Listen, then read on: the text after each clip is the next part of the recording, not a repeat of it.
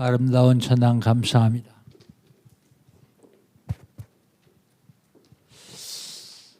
예수는 나는 모든 문제 끝났습니다. 우리 신앙 고백합시다. 저는 그리스도시요 살아계신 하나님의 아들이십니다. 믿습니까? 이것만 믿어지면 끝납니다. 하나님 우리에게 시간 말씀 주시고 그 말씀을 언약을 붙잡는 사람을 통해서 말씀을 성취해 나가십니다. 2021년 하나님이 교회와 우리 성도들과 저에게 주신 언약은요, 빈 곳을 찾아 살리자. 빈 곳이 어디입니까? 개인의 빈 곳, 개인적으로 영적으로 비어 있고요, 육신적으로 경제적으로 빈 곳 찾아 살려야 됩니다. 교회의 빈 곳,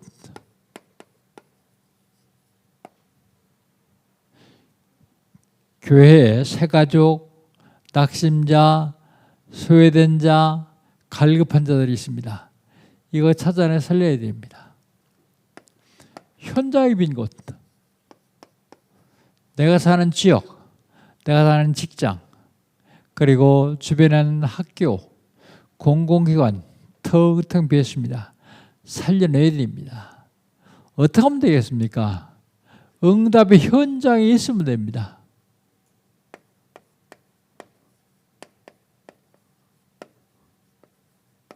응답의 현장 어디입니까? 237 빈 곳이 응답 현장이요. 237개 나라 빈 곳. 어떻게 여기 갈 수 있죠? 영적 통신망의 파수꾼으로 가면 됩니다. 기도로 갈 수 있단 말입니다. 그 다음에 치유의 빈 곳입니다. 싹 다 병들었습니다. 영적으로, 정신적으로, 육신적으로, 마음과 생각 모두 다. 그래서 이거 치유의 빈 곳 어떻게 하면 되겠습니까? 영적 의사 되면 돼요. 일반 의사들은 병을 고치는 치료하는 사람들입니다. 근데 영적 의사는 치유해가지고 살리는 사람들입니다. 고치는 사람이 아니고 살리는 사람. 서밋이 빈 곳입니다. 성공을 했습니다.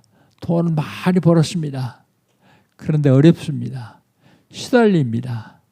고통스럽습니다. 남한테 말도 못하고 고통을 당하고 있습니다. 복음 없이 성공한 사람들이요. 이거 찾아내 살려야 되는데 삼중직을 말할 수 있는 영적 대사 되면 돼요. 영적 대사. 9월달 하나님이 주신 언약은 뭡니까? 잃어버린 것 회복하라.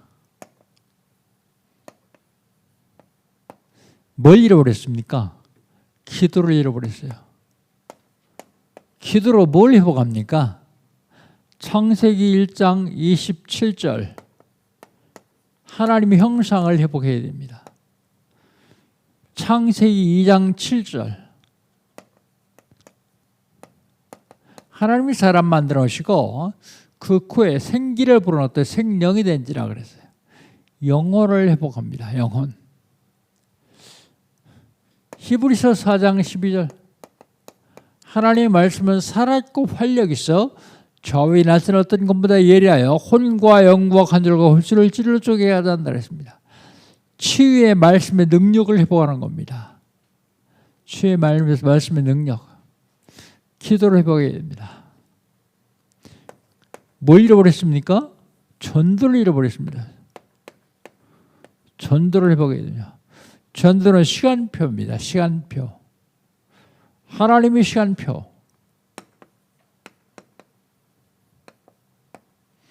전도를 해야 될 현장의 시간표. 그리고 적정된 사람은 영생주기를 작정한 사람은 다 믿더라 그랬는데 적정된 시간표가 있습니다. 시간표. 전도에 복입니다. 그 다음에 잃어버린 나를 회복해야 돼요. 나. 우린 공부를 하든 삶을 사든 100년 앞을 봐야 돼요. 그리고 삶은요, 오직 유일성 재창조의 삶을 살아야 돼요. 이 시스템을 갖춰야 됩니다. 이걸 뭐라면 아우스 그래요. only, unique, recreation. 그 다음에 시스템.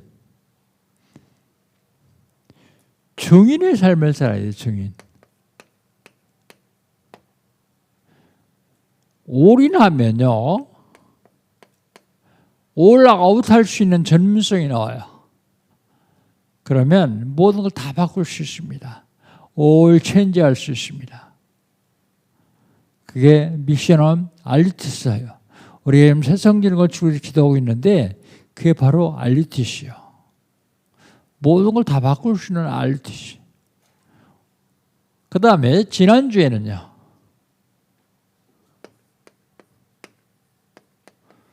찬송받으실 하나님. 찬송받으실 하나님이 어떤 하나님이냐? 나의 힘이 되신 하나님이요. 찬송받으실 하나님은 능력의 하나님입니다. 능력. 찬송받으실 하나님은 능력의 하나님이요. 찬송받으실 하나님은 나를 반드시 승리케 하십니다. 승리케 하시는 하나님. 누가 찬송했습니까? 모세가 찬송했습니다. 누가 찬송해야 됩니까? 내가 해야 됩니다. 누구를 찬송시켜야 됩니까? 237과 5천 정적 살릴 사람, 5천 정적을 하나님이 찬송하도록 만들어야 돼요. 237, 5천 정적. 그게 바로 선교입니다. 자, 그렇다면 오늘은요, 이번 주간은 영적 싸움입니다. 영적 싸움 42번째. 무릎 꿇는 흑암 세력입니다.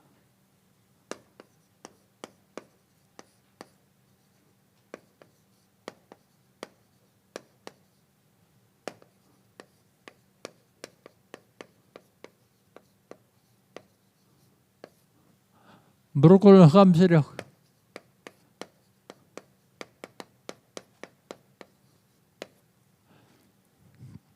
흑암 세력이 누구의 무릎 꿇느냐?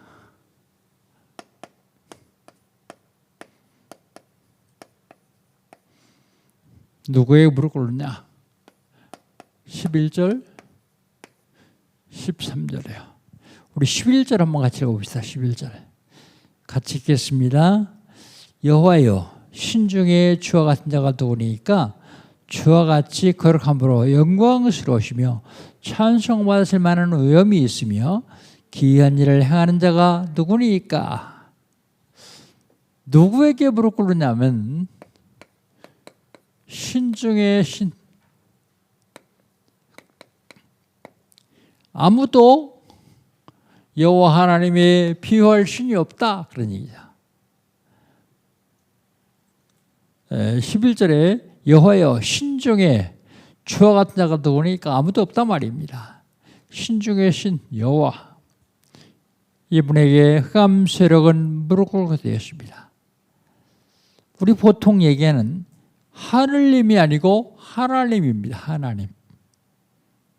일반적으로 신을 하늘님, 천지신명 그러는데 그런 일반적인 신이 아니고 하나님. 벌써 한 20년쯤 됐네요. 일본 선교를 갔는데 그때까지는 우리 다락방에서 파송한 선교사는 없었어요. 거기 선교를 하러 갔던 사람이 복음 듣고 그냥 다락방 운동을 하고 있을 뿐이지. 그런데 선교사를 파송하려고 이제 선교사가 오사카 집회에 같이 갔었어요. 갔었는데 그분이 목사님한테 뭐라 그러냐면 목사님, 제가 일본 선교를 해야 되는데 어디서 했으면 좋겠습니까? 물어봐요. 일본의 제일 큰 도시가 동경이고 두 번째가 오사카인데 세 번째는 어느 도시냐? 물어봐요. 왜냐하면 동경과 오사카는 다락방하는 사람들이 있기 때문에요. 나고야입니다. 거기 다락방하는 목사 있냐? 그러니까 없습니다. 그럼 나고야는 어디쯤이냐 위치가? 그러니까 동경과 오사카의 중간에 있습니다. 그럼 거기다 해라. 예, 알았습니다. 감사합니다. 그런데 그 다음 말이 참 중요해요. 이 목사님 뭐라고 하냐면 일본에서는 하나님을 뭐라고 부르냐? 그러니까 가미사마라고 합니다. 그래요. 그러면 일반적인 신을 얘기하는 거 아니냐? 그렇다는 거예요. 그래서 뭐야? 연사마, 뭐 배용준 뭐 연사마 그러더라고요. 그러니까 사람 뒤에도 그걸 붙여가지고 그래요. 그러니까 우리는 그러지 말고 하나님 이름을 다시 지어라. 처음에 좀 잘 안 통할 수 있지만 지어라. 그러면서 예를 들어서 여호와가 어떠냐? 얘까지 들어주시더라고요. 그러니까 가미사마 할 적에 여호와 그렇게 부르는 게 어떠냐? 처음에는 좀 어려울 수 있지만 나중엔 그게 구분하는 듯 하면 좋다. 예, 우리나라에 처음 들어온 선교사님들이 그냥 일반적으로 하늘님 그러지 않고 하나님 그랬어요. 하나님. 그게 무슨 소리인지 아십니까? 한 분밖에 안 계신 유일신 하나님 그런 뜻이요. 하나님. 나중에 국어학자들이 뭐 숫자에 임자를 붙여서 명사시키는 게 어딨냐 그러니까 반복하는 국어학자들은 그것도 계속 사람들이 부르면 가능하다. 그래가지고 우리는 하나님, 신 중에 신, 유일신 하나님 그렇게 부릅니다. 근데 얼마 전에요. 어떤 장로님이 한문으로는 신자를 이렇게 써요. 근데 이게 무슨 신자예요? 귀신 신자예요. 그러니까 기독교에서는 이렇게 쓰면 안 된다. 그리고 신문에 계속 자기 돈 내가지고 광고하는 장로님이 한 분 계셨어요. 그분은 뭐라고 하냐면 신자를 이렇게 쓰지 말고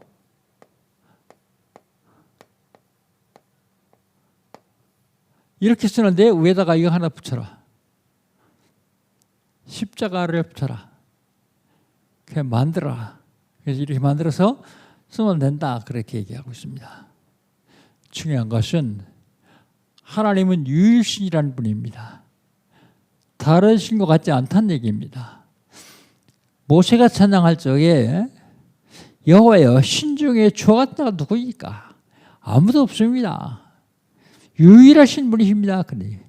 유일신 하나님 앞에 무릎 꿇습니다. 유일신. 누구의 무릎 꿇느냐? 11절 중반에 이르면 찬송받으실 하나님.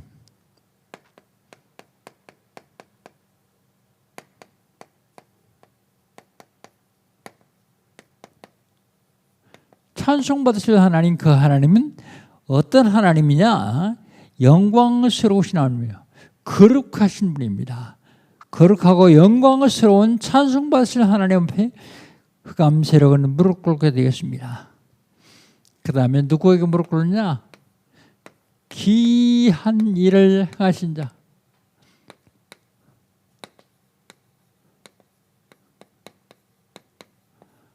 기한 일을 행하신 그분 앞에 무릎을 꿇습니다. 기한 일이 뭐예요? 출애굽의 10가지 기적이요. 그리고 홍해를 가르는 일이요.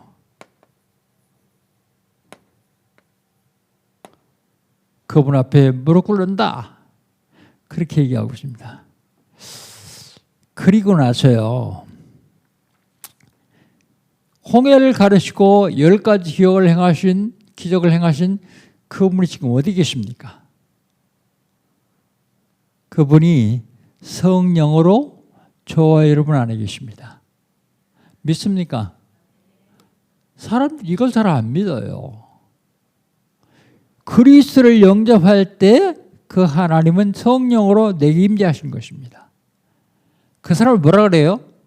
구원받은 자. 누가 앞에 무릎 꿇어요? 구원받은 자.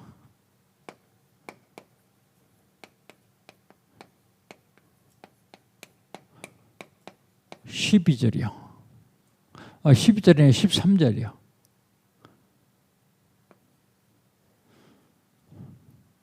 우리 13절 한번 읽어볼까요?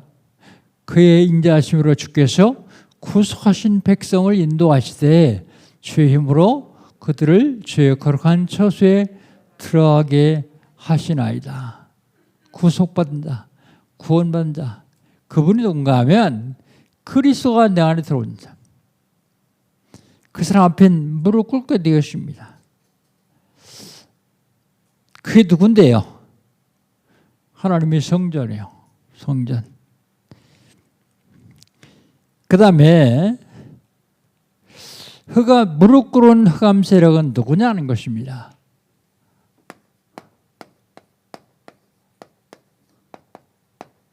사단에게 쓰임받는 사람들이요.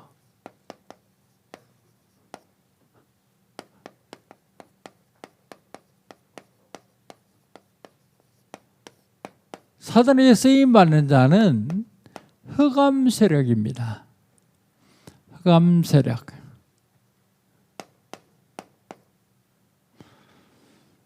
그게 누군가 한번 봅시다. 12절입니다. 12절 같이 읽습니다.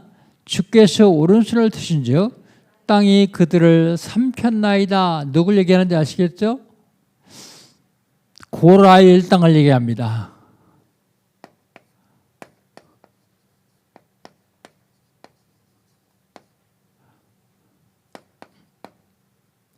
(12절) 민수기 16장.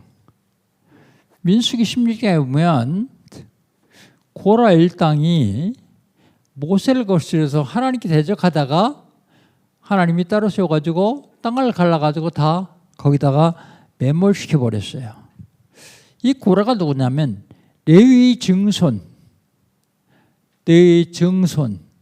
고하지 손자, 이스라엘의 아들. 성은 그렇게 나와 있어요.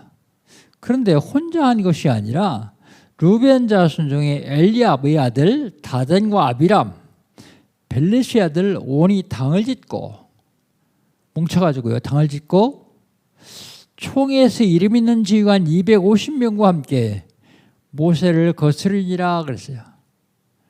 모세를 왜 거스렸을까요? 모세, 너 레위 후손 맞아?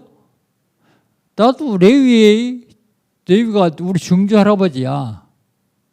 근데 왜 너 혼자 다 해먹어? 그리고서 모세를 거스렸어요. 근데 여러분, 이게 모세를 거스린 게 아니에요. 하나님을 거스리는 거예요. 하나님을 거스렸습니다. 그래서 모세가 기도하니까 구분해서 따로 세워라. 그래서 저쪽에 쓸 사람 서라, 이쪽에 쓸 사람 서라. 따로 세워가지고 하나님이 땅에 입을 벌려가지고 그들을 다 삼켜버렸어요. 그게 민수기 16장에 나옵니다. 단순하게 모세를 거스른 것이 아니라 하나님을 거스른 자. 왜요? 흑암 세력이에요. 흑암 세력. 그 다음에 여러 나라.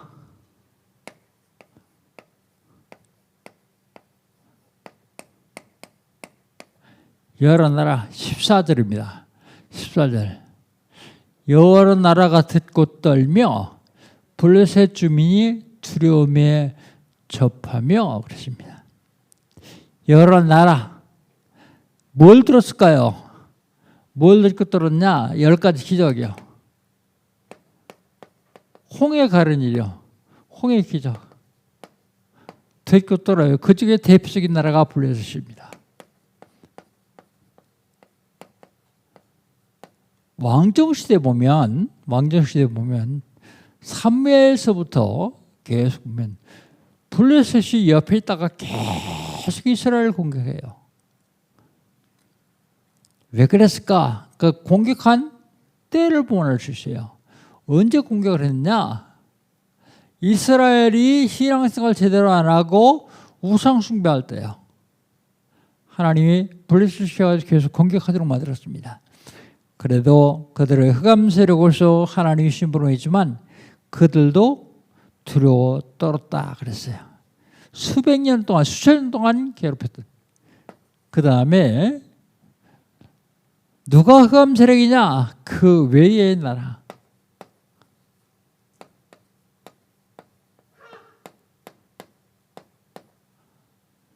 우리 15절 한번 같이 읽어봅시다. 15절 같이 읽습니다. 에돔 두령들이 놀라고 모압 영웅이 떨림에 잡히며 가나안 주민이 다 낙담하나이다 그랬습니다. 에돔 두령, 에서의 후손입니다. 에서가 누군지 알겠죠? 이삭의 아들, 야곱의 형 에서, 그 후손들이요. 그 다음에 모압의 영웅, 이스라엘 백성들이 출애굽에서 오는 소리를 모압 왕 발락이 들었어요. 발락. 그런데 그 어마무시한 기적을 행할 민족이 오면 우리는 망했다 싶어가지고요. 발람 선지자를 불러다가 그를 저주하라 그래요. 이스라엘 백성들 저주해라. 그런데 뭐라 그런가 하면 나는 내가 저주하고 싶다고 저주하는 게 아니라 하나님이 내 입에 넣어줄 말만 해야 된다. 그런데 하나님이 이스라엘 저주하는 발람의 입에다가 이스라엘을 축복하는 말을 계속해요. 그러니까 발락 왕이 화가 나가지고 아니 내가 당신 저 이스라엘 저주하라고 불렀는데 왜 자꾸 이스라엘 축복하냐. 그러니까 내가 하고 싶어 하는 게 아니다. 하나님이 넣어준 말만 한다. 갔어요. 발락이 보니까 돈이 적어서 그러는 것 같다.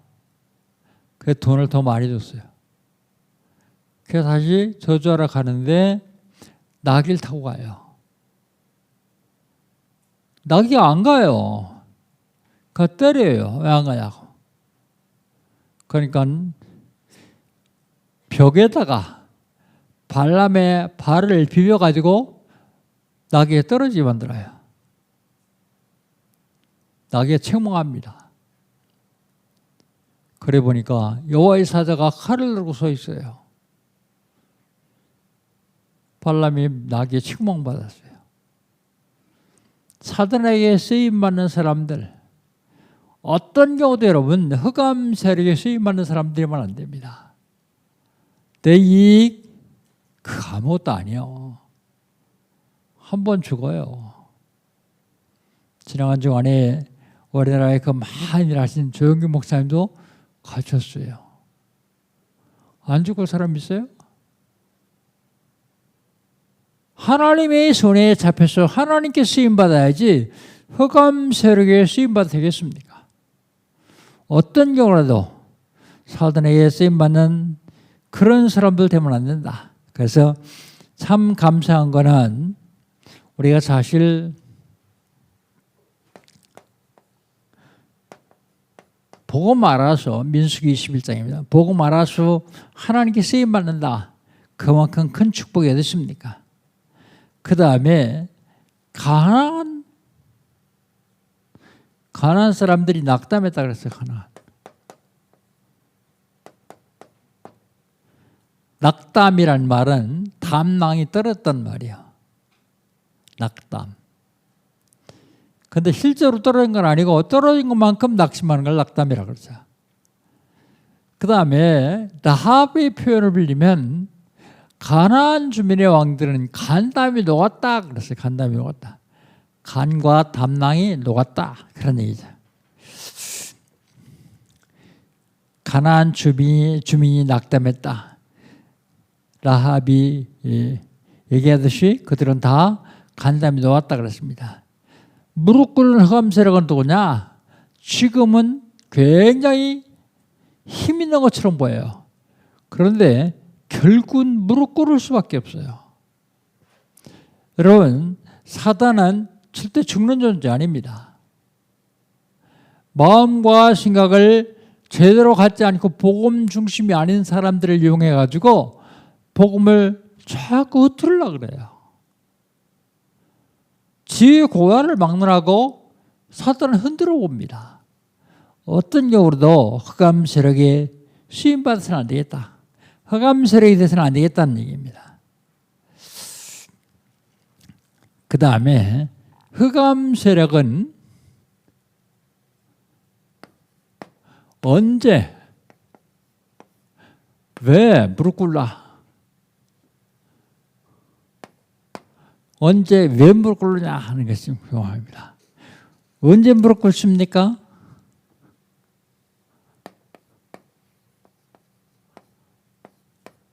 (16절이요) 16절 같이 한번 읽어봅시다. 16절입니다.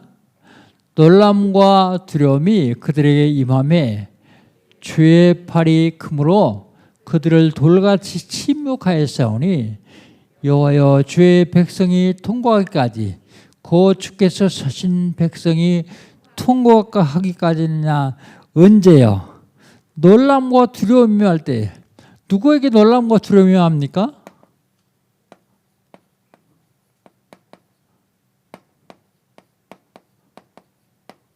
흑암 세력에 쓰임받는 사람들, 사단에게 쓰임받는 사람들 놀람과 두려움이 임할 때, 그때 주의 팔이 그들의 입을 막았을 때, 돌같이 침묵할 때입니다. 말 못하도록 만들었을 때, 그때 완전히 무릎을 꿇습니다. 그리고 주의 백성이 통과할 때, 주께서 사신 백성을 통과시킬 때, 뭘 통과해요? 홍해 바다를 통과할 때, 그때는 흑암 세력이 완전히 무릎을 꿇습니다. 그 다음에 왜 무릎 꿇습니까? 왜 못 꿇느냐? 17절입니다. 17절, 우리 17절 같이 한번 읽어봅시다. 주께서 백성을 인도하사 그들의 주 기업의 산에 심으시리이다. 여호와여 이는 주의 초소로 삼으시려고 예비하신 것이라. 주여 이것이 주의 손으로 세우신 성소로서이다 그랬습니다. 왜 무릎 꿇습니까? 권세가 있기 때문에요. 권세. 사단을 발 앞에 무릎 꿇리는 권세가 있어야 사단이 무릎 꿇어요.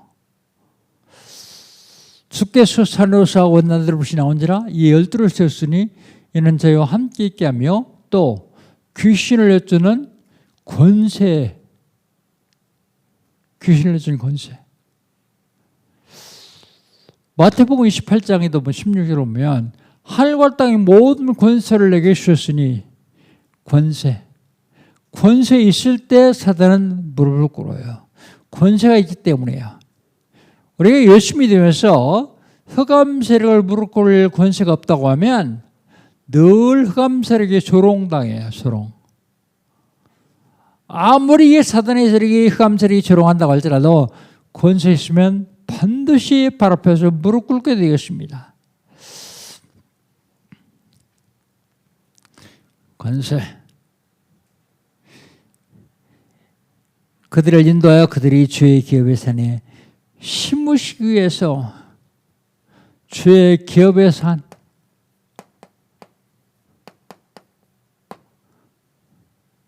심으시려고 여기 심으시니까 무릎 꿇어요. 주의 초소를 예비하셨다. 초소. 그 다음에 그걸 뭐라 그래요? 성소라고 얘기합니다. 그런데 이 성소, 교회 어딘지 아세요? 교회입니다. 교회를 사랑하는 사람은 몸된 주의 몸된 교회, 교회의 머리는 그리스도. 그런데 바울은 뭐라고 말합니까? 너희가 하나님이 성전인 것과 하나님이 성령이 너희 안에 거하신 줄 알지 못하느냐? 구원받은 성도가 성소라고요. 그 얘기는 구원받은 성도 속에 성령 하나님이 내주하신다 그런 얘기입니다. 그래서 구원받은 여러분 앞에 사단의 세력은 무릎 꿇게 되어 있습니다. 그런데 누구에겐 무릎 꿇고 누구에겐 무릎 안 꿇어요? 이걸 믿는 사람 앞에는 무릎을 꿇어요. 암만 그리스도가 내 주에 있어도 불신하고 안 믿는 사람 앞에는 절대 무릎 안 꿇습니다. 자꾸 속이기만 해요. 속이기만 합니다. 저와 여러분은 권세가 있어요. 여러분 지금 청년들 일자리가 없어 요즘 새로운 신조어 리트족이라는 말 또 생겼더라고요. 앞으로 점점 더 어려워질 수도 있습니다. 그러나 여러분 어떤 경우라도 어려워하지 마세요. 담대하십시오. 왜요? 사단의 무릎 꿇을 권세가 여러분에 있기 때문에요. 아니 그래도 난 지금 당장 죽겠는데 당장 어려워 죽겠는 건 여러분 생각이고 여러분 환경일 뿐이요.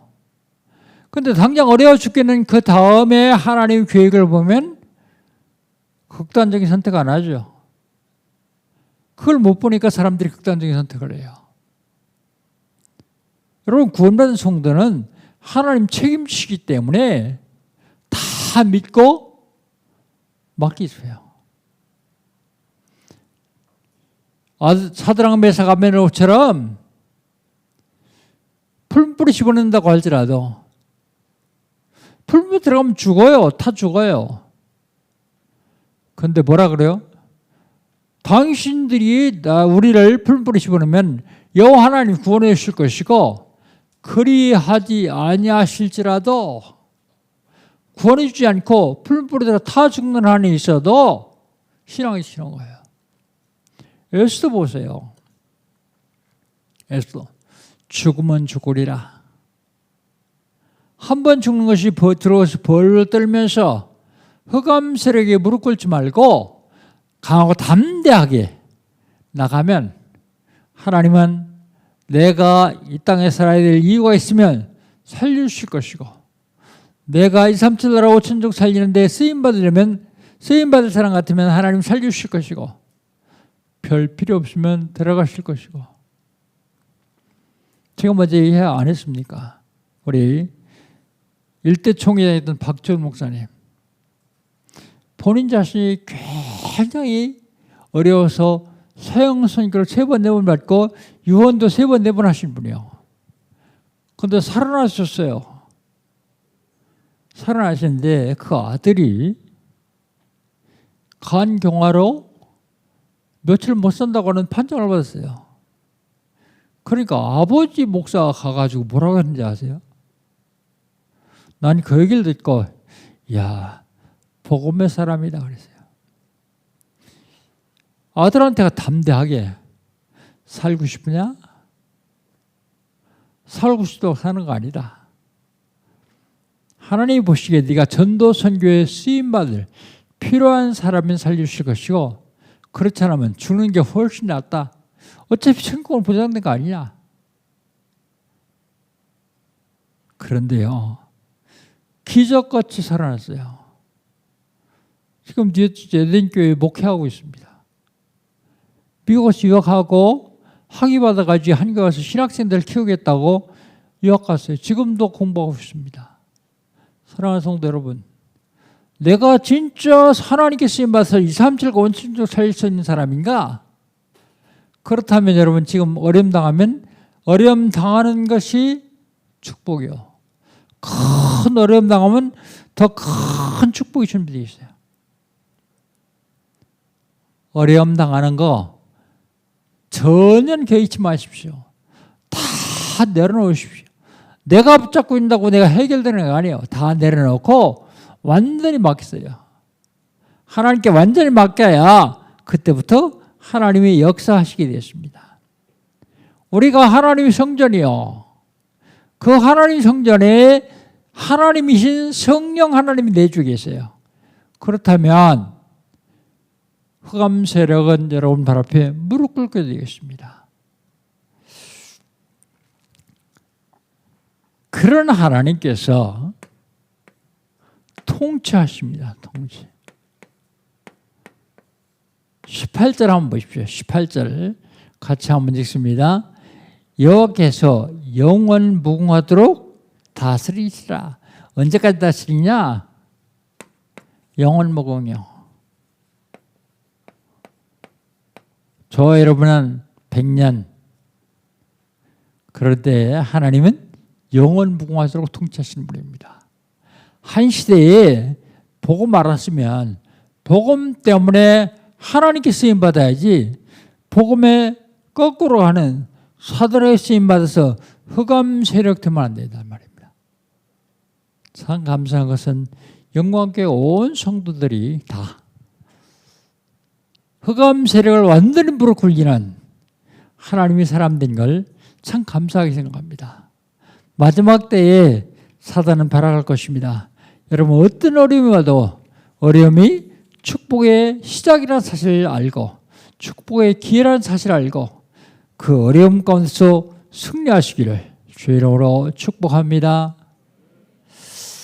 하나님 감사합니다.